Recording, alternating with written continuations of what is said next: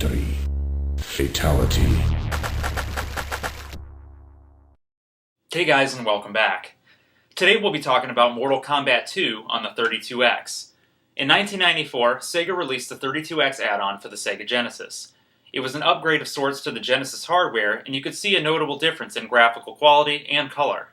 As big of a difference as the add-on made, its lifespan was still moderately short, being that the Sega Saturn was right around the corner, and the ill-fated Sega CD didn't do much to inspire confidence in Sega at that time.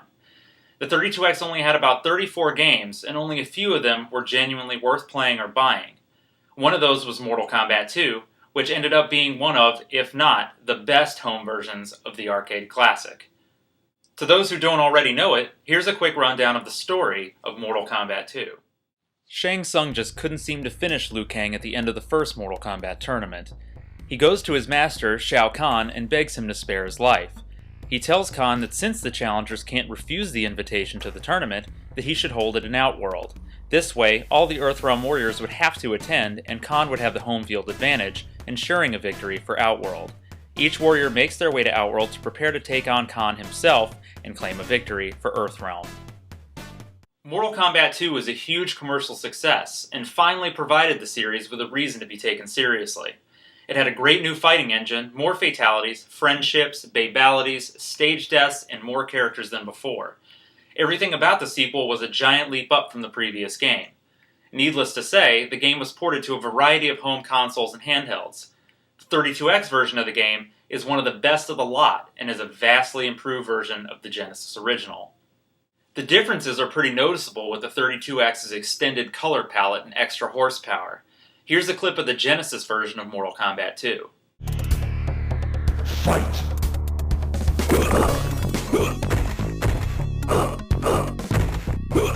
And here's a clip of the 32X version. As you can see, the colors are much more vibrant and the backgrounds are complete with almost all of the details of its arcade counterpart. Another thing to notice is how much better the life bars look in the 32X version. Since essentially this version is an improved port of the Genesis copy of the game, the sound really isn't that different from the Sega Genesis. It still recycles the same music tracks, but there are a bigger variety of voices and of sound effects. You'll hear the announcer clearly voice the rounds, the character names, and so on. Because of the added voice, which is a staple of the Mortal Kombat series, the 32X version of Mortal Kombat 2 feels much closer to the arcade version. Oddly enough, the Japanese release of Mortal Kombat 2 received a subtitle and was called Mortal Kombat 2 Ultimate Godly Fist. One thing that made the Sega Genesis version a great port was its smoothness. The game controlled really well and was fun to play. On a 6-button controller, Mortal Kombat 2 plays like a dream. Moves come off simply and combos flow pretty easily, being that Sega's 6-button controller D-pad is one of the best and most accurate in the history of home console gaming. As I had touched on before, the graphics in Mortal Kombat 2 for the 32X are top-notch. Everything looks crisp and lively, and the stages are filled with just about every detail from the arcade.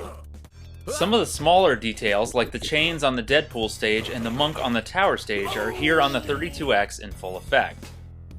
The special effects look great as well, like the fireballs and shadow kicks. All of the famous fatalities are here and look much better overall than the Sega Genesis version. There's just something great about hearing the announcer say fatality and watching the blood from the letters drip onto the ground. It may be just me, but I almost feel like the 32X version is easier than the other ports. During my time playing through it, I found that I had a lot less difficulty getting to and finishing off Kintaro and Shao Kahn than I did on the Genesis and Super NES versions. Normally I would chalk this up to playing the game last after the other two, but in this case I played through the 32X version first. To recap, Mortal Kombat 2 on the 32X is awesome. It's probably the best home console port of Mortal Kombat 2, and it's really a shame that it's also the one that was probably played the least. It's even better than the Saturn and PlayStation versions that are riddled with load times and sound glitches. It looks and sounds fantastic and controls just as well as its Genesis cousin. I highly recommend MK2 to any 32X owner or any fan of Mortal Kombat. As always, thanks for watching and subscribing, guys. And until next time, stay classic. Reptile wins. Fatality.